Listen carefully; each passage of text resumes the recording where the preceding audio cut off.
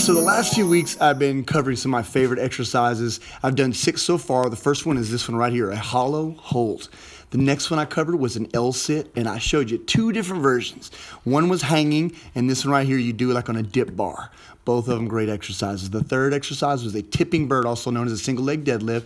The fourth one is this right here, is a pull apart. I showed you 2 different versions, lots of different versions, but I like these 2 in particular. The fifth exercise was a good old-fashioned push-up. There's lots of ways to do push-ups. And then the sixth exercise was a goblet squat, and I also added a carry. Lots of different ones. So that brings us to number 7. Today is going to be pull-ups. Some people like to call them chin-ups. There is a difference. The difference to me doesn't matter at all. You can do pull-ups, chin-ups, whatever you want to call it, on anything. Back in my day, we talked about climbing ropes and climbing trees. Some people use a straight bar. Some people use these rings. In my gym, as you can see, I got a lot of different things to hang from. A pull-up starts with a hang. The average person is not going to be able to do a pull-up. A pull-up is something that takes a lot of work, but you can gain a lot of strength that will work you towards a pull-up by just learning to hang and get used to stretching out. Get used to your hands holding on to something for a while. That is where you start. When I was a kid, I just hung on the monkey bars and just played around. Literally, I didn't think about it. I didn't worry about trying to do a pull-up. I just played around and I got stronger by default. Now, to get stronger on a pull-up, it's something that you're probably going to need to work on almost every day. And there's lots of different ways to do it. Right here, I'm showing you a very formal pull-up, and I'm rotating my knuckles. There's a lot of very small, fine details in doing a pull-up when you're working towards doing quite a few of them, getting stronger and doing them the right way. But in the beginning, you just want to get used to hanging. You're going to get stronger. And if you want to do a pull-up, there's lots of different ways to assist you in doing that.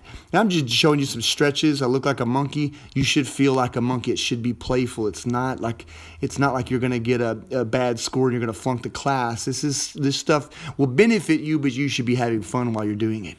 But I do pull-ups regularly, almost daily, at least a couple. Maybe I could do 10 or 15 if I really pushed it, but I very rarely do that. Right now I'm showing you another way I can put my feet on a box. You can put rubber bands underneath your feet and tie them to whatever you're holding on to. When I was a kid, I did a lot of pull-ups on straight bars and on monkey bars. Now I have my own gym, and I use these rotating handles. I like them a lot. I got most of the stuff off Amazon. I do a lot of single arm hanging. This stuff is pretty advanced. You got to be careful with all this stuff. You can get hurt doing pull-ups. But once you learn to do one pull-up, you can learn to do as many as you want after that. Pull-up's a thing of beauty. Practice every day.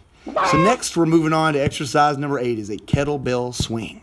Technically, you can do a swing with anything, but this is a hinge. See, I'm bending at my hips. I'm hinging. It's not a squat. That is a squat.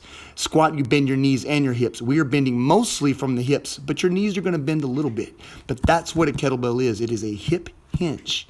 And you can hold a dumbbell, you can hold anything, but the most important thing is you bend from the hip and you keep your back straight, and then you do this. A lot of people see my elbows are bent. A lot of people think, oh, that's wrong. It's not necessarily wrong. The main idea is you can bring the kettlebell high. A lot of people, like when CrossFit first started doing these, everybody went over their heads. I don't recommend that in the beginning. I would stay with a standard Russian kettlebell swing, and the kettlebell is going to go about as high, anywhere between your waist and probably your eyes, anywhere in that range. But you're just working on smoothing everything out, and it just takes a lot of practice. You want to start with a weight. There's lots of different kettlebell swing, different types of kettlebell swings, but I'm doing a single arm here, and then I do the standard 2-arm right here. That's the 2 main versions that I do. So there's a lot of small details in this exercise. It's one of my favorite exercises, if not my favorite. But you've got to learn to do it right. See, I'm straightening out my elbows a little bit more. Don't worry about all the details. Just worry about not hurting yourself, using a weight that's not too heavy and not too light, and practice often.